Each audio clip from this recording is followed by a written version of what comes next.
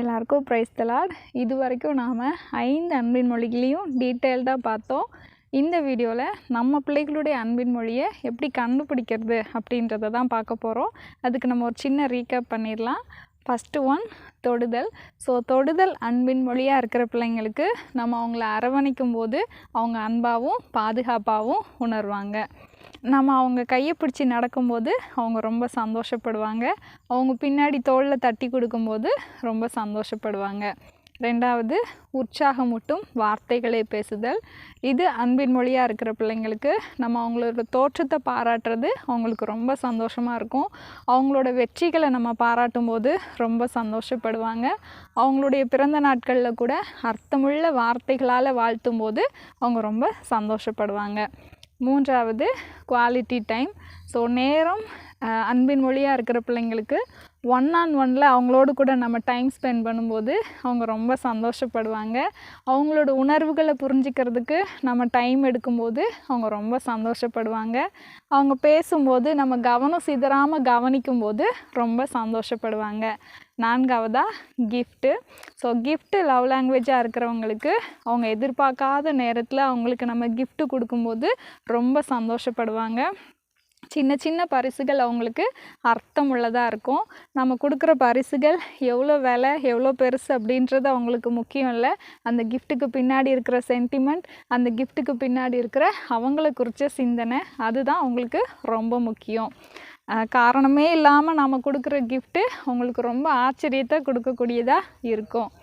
ஐந்தாவதாக, சர்வீஸ்.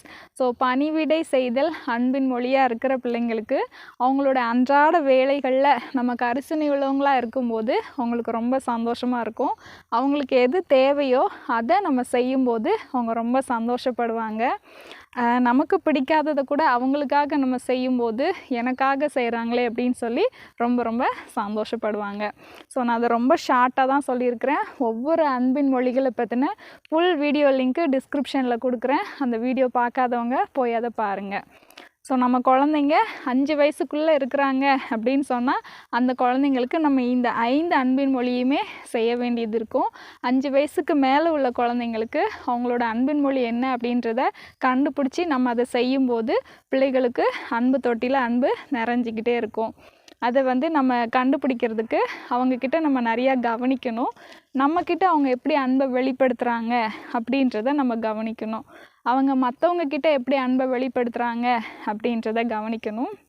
நம்மக்கிட்ட அடிக்கடி எதை பற்றி ரிக்வெஸ்ட் பண்ணுறாங்க, எனக்கு இதை செய்யுங்க அப்படின்ற மாதிரி எதை கேட்குறாங்க அதை நம்ம கவனிக்கணும்.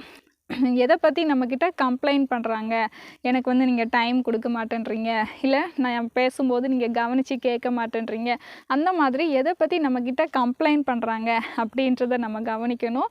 ஸோ இதையெல்லாம் கவனித்தாவே ஓரளவுக்கு அவங்களுக்கு என்ன தேவை அப்படின்றத நம்ம புரிஞ்சிக்க முடியும். இன்னும் ஸ்பெசிஃபிக்காக அவங்களோட அன்பின் மொழியை கண்டுபிடிக்கிறதுக்கு ஒவ்வொரு அன்பின் மொழியிலேருந்தும் நம்ம கேள்விகளை எடுத்து அவங்கக்கிட்ட கேட்கணும். எக்ஸாம்பிளுக்கு இப்போ தொடுதல்லேருந்து நான் ஒரு கேள்வி கேட்குறேன், நான் உங்கள் அரவணைப்பை விரும்புகிறேன் அப்படின்னு சொல்லிட்டு. அதே மாதிரி குவாலிட்டி டைம்லேருந்து நான் ஒரு கேள்வியை கேட்குறேன், நான் உங்களோடு தனியாக நேரம் செலவழிப்பதை விரும்புகிறேன் அப்படின்னு சொல்லிட்டு.